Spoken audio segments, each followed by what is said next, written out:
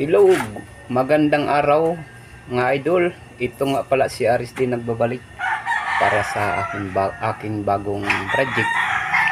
Ito nga pala may gagawin akong amplifier Sakura 5023.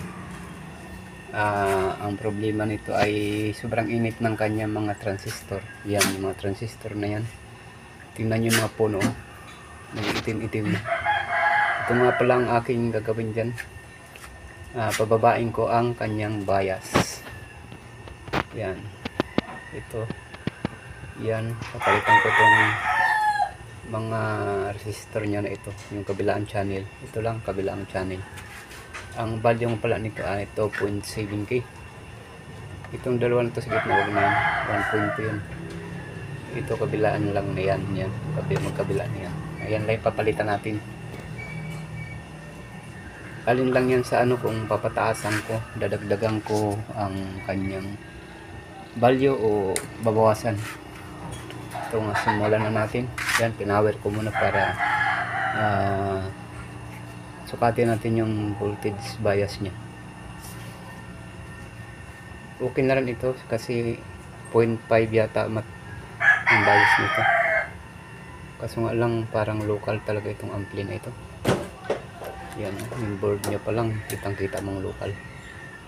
Ito, set ko muna itong aking mounting tester.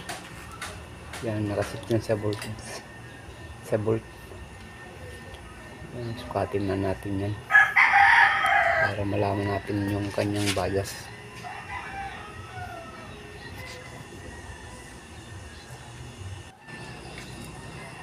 Yan, yan, sundutin natin itong kabilang transistor niyan, 0.5 o 0.5 volts. Yan yung bias niya. Medyo okay na rin sana yung, kaso nga lang hindi kaya yata itong ampli na ito yung ganyang bias voltage niya, kaya ang gagawin ko nito ay pababain ko. Gawain ko lang 0.3 talaga, regular niya yan. Yan, tanggalin ko na yung dalawang resistor niya, yung magkabilang channel na 2.7 bias resistor. Yan yung yan ang aking papalitan. Subukan ko munang dagdagan ng 1k, 100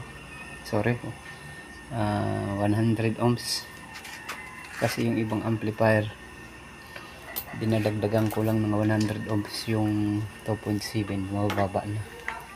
Ito susubukan ko. Ayan.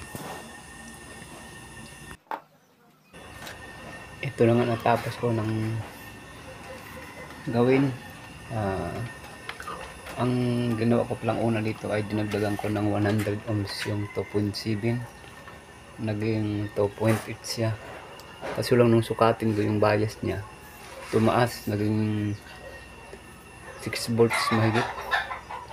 Kaya ang ginawa ko, tinanggal ko na lang yung dalawa, yung siniris ko na 100 ohms saka 2.7. Ang ginawa ko pala dito ay pinalitan ko na lang siya ng mababa lang na value, 2.2k 2.2k na resistor ang pinalit ko sa 2.7. Kaya ito nang naging resulta sa kanya, bumaba na yung kanyang bias. Yan, subukan ko nang sukatin yung kanyang bias. Yan ang bias na ngayon, 3.5 na lang, 3.3 volts na lang. Yan na lang yung kanyang bias na lang. Yan talaga kasi ang maganda sa mga bias ng ampli, lalo na yung pambabara na ampli. Mababa lang yung bias niya para magal-tagal din. Yan, 0.3 na lang siya. Yan, 0.3 din.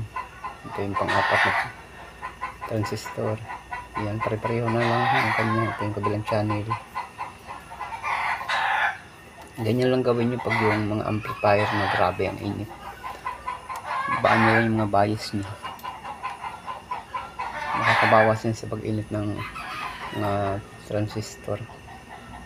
Yan. Yan lang ginagawa ko sa mga amplifier ko.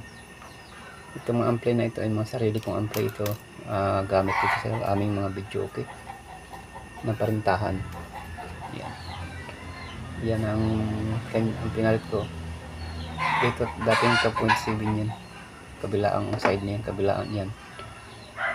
2.7 yan dati. 2.1 lang yan siya ngayon. 2.2.